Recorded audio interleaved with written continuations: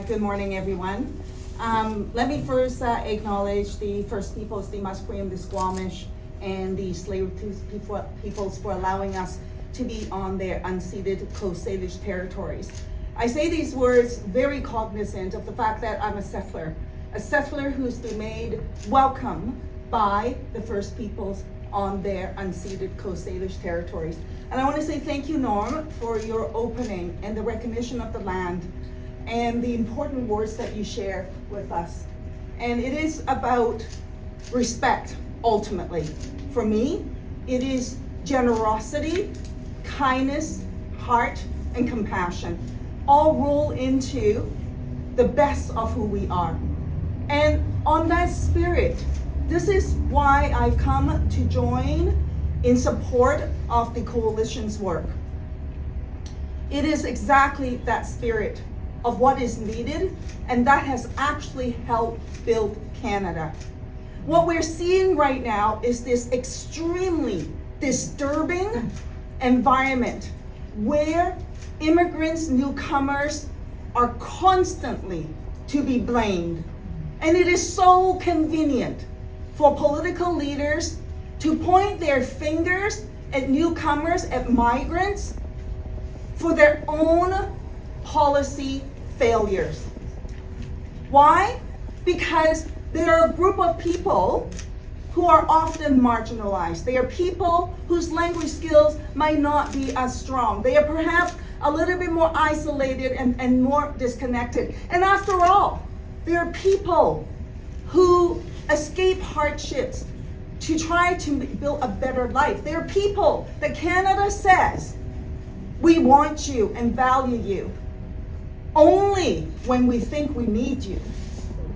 But then when Canada thinks that we don't need you, what do? The first thing they do is to point their fingers at them for the problems that Canada is faced with. Now, I'm going to dispense with the Trump situation for a minute and just talk about the domestic environment at the moment, because Trump is to be blamed for a lot of things, but that's for another day. But on this issue of blaming newcomers, people who helped build up this country, as we have heard from the speakers before me, as we know in history of what the contributions of immigrants are. Had the Chinese not come, for example, to Canada to help build the railway as a significant contribution of that major infrastructure project, Canada as we know it today would not exist. And yet, when the Chinese came, they were given the most dangerous jobs, they were given the poorest pay. Many died in that process. Let's be clear. And Canada is riddled with discriminatory practices and policies in its history. I won't go on about all of them. But one would have thought that Canada have learned from that history. Now, I say this as the critic, but also as an immigrant. Canada's immigration policy is riddled in systemic racism. That is the truth. Because if you think about it, the history of our immigration policy came from a place that actually disenfranchised newcomers. And they created these low-paying jobs, dangerous jobs, for migrants to come without giving them status. And then, after they did the job, many of them died, they put a head tax on them and say, you cannot bring your families here to reunite with them, by the way. And there were language that was used to call us lunatics, that we can't taint the Canadian population with this underclass of people. That was our history. And I thought, more than 100 years later, that we've learned to be better, to say, we apologize for it, and we will not walk down that history again. And then what do? We are heading straight down that path all over again. In this way, in today's current modern way, perhaps in a nicer way. And what's happening right now? Right now, we have the Canadian government, the official opposition, who like to just blame newcomers for the affordability crisis. As it was mentioned, I remember this, when the housing crisis really escalated, the first peoples that the government, the ministers, point their fingers to, the opposition, official opposition to point their fingers to, was to international students.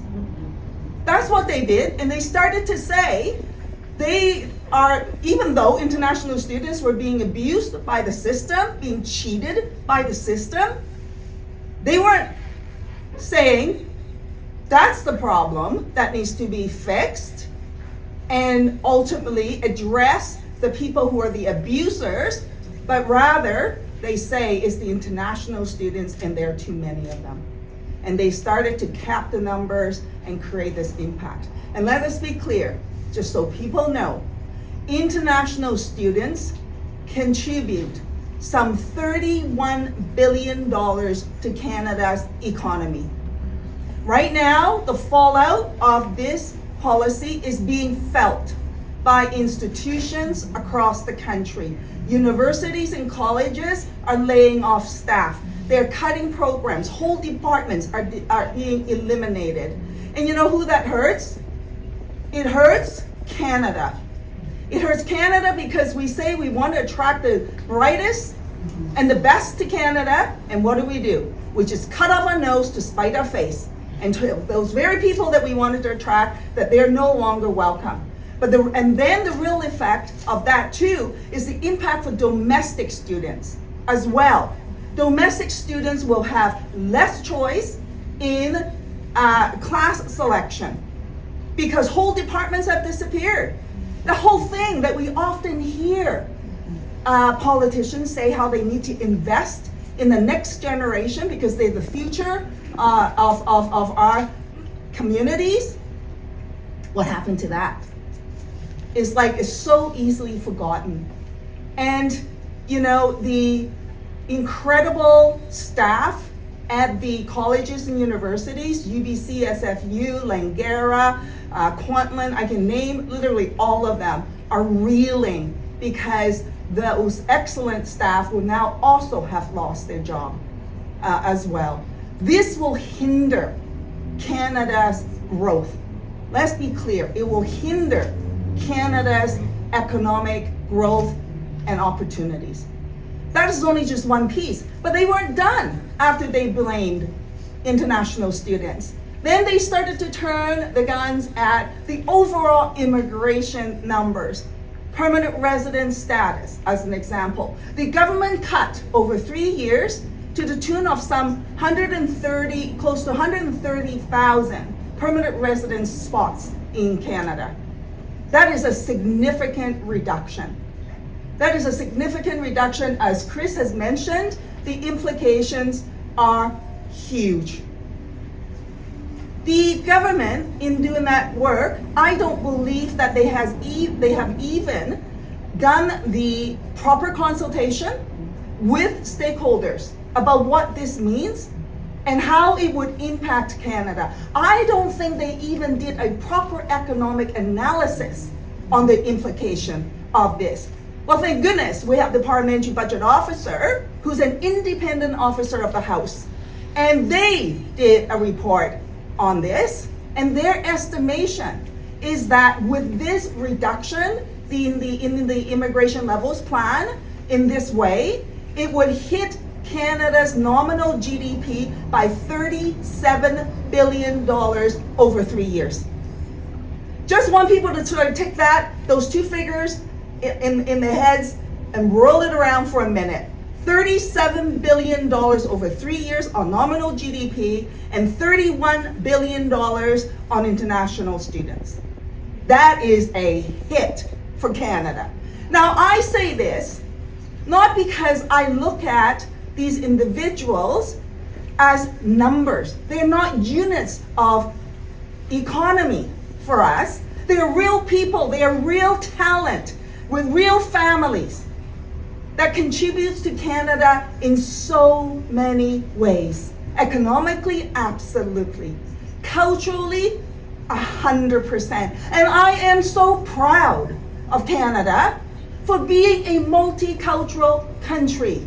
I have said this every day, every year. It goes on in my head that we are a country that reflect the faces of the world because we value the different cultures and histories and backgrounds that people bring, and we hold them up and we respect them. By doing that, it has created a much richer, diverse country.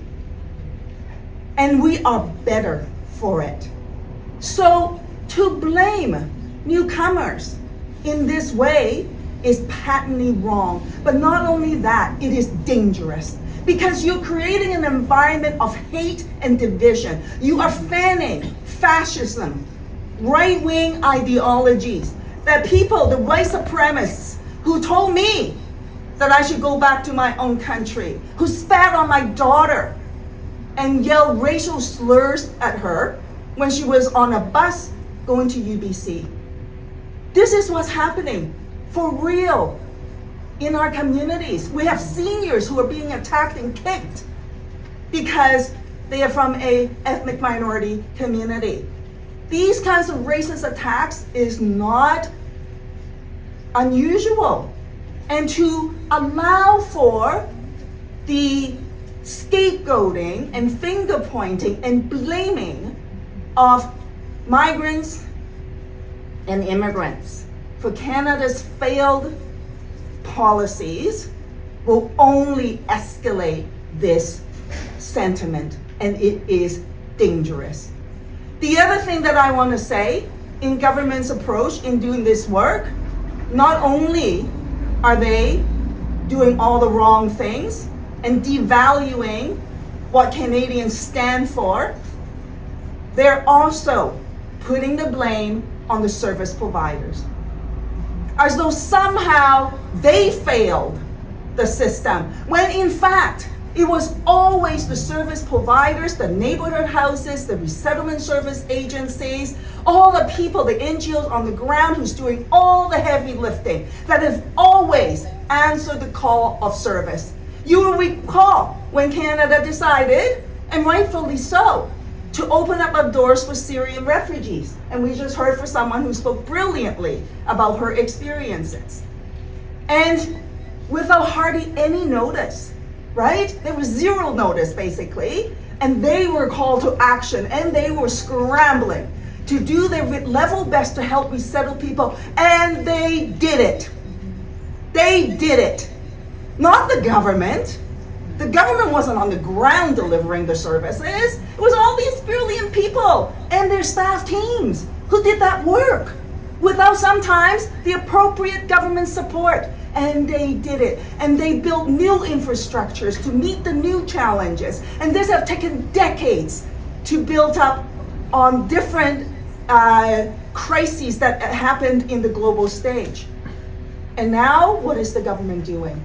They are going to dismantle that incredible infrastructure that has been built up, not so much as a thanks in this whole round of cuts. What the government has done for neighborhood houses is a 50 to 100% cut for programming for resettlement services. For other sectors in the NGO sector, for resettlement organizations, those cuts range somewhere between 10%, 20% to 60% or even 80% in some cases. The government's approach to this issue is completely wrong-headed. Not only are they cutting the funding for these service agencies that's providing the critical work to strengthen Canada's community base, economic base, and strengthening our neighborhoods and supporting newcomers in the resettlement process, they're also cutting IRCC staff in the processing of applications. Go figure, when you have such a significant number of backlog happening right now in our immigration system, they're cutting 3,300 IRCC officers. It makes zero sense. But this is what is happening. We have to stop this from happening. And this is not a partisan call. This is a call for our country. This is a call for our future, our collective future. This is a call for all the leaders, because we're on the cusp of an election that will be called any day now, to say to every single party leader, Mark Carney, Pierre Poilievre, Jagmeet Singh, Elizabeth May, Mr. Blanchet in Quebec, in the Bloc, with the Bloc, will you stand up on the side of human rights? Will you stand up against discrimination and racism? Will you stand up in supporting the building of this country where we need it more than ever to strengthen our domestic vitality? Will you roll back these cuts? Will you assemble a broad and comprehensive table of stakeholders, of experts, of knowledgeable people, of migrants, of labor, and institutions and colleges and universities and premiers and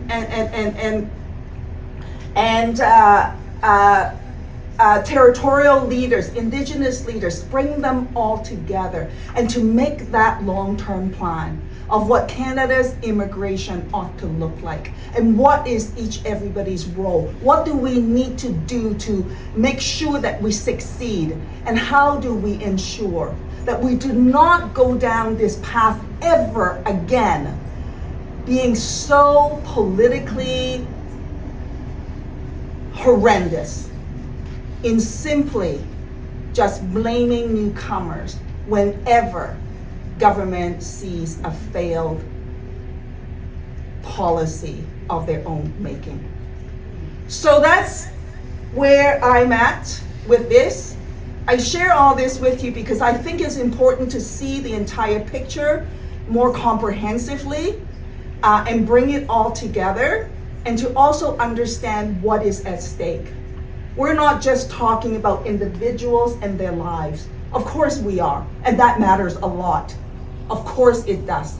But it also matters just as much when you look at all of those individual lives and put them all together as a collective group of human beings, as a human race, as part of our community, as part of the neighborhood houses community, which I often say, neighborhood houses is the living rooms of our community.